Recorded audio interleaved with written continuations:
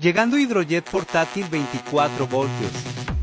Con dispensador de jabón y 2 picos intercambiables. Aquí hacemos una breve demostración de cómo funciona. Y vemos lo fácil y práctico de usar. Aquí cambiamos el dispensador de jabón por el conector de alta presión.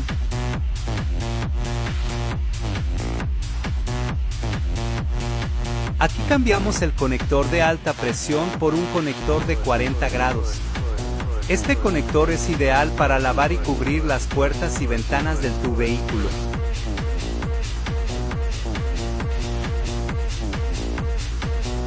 Con un tubo de agua puedes lavar tu vehículo donde quiera que estés.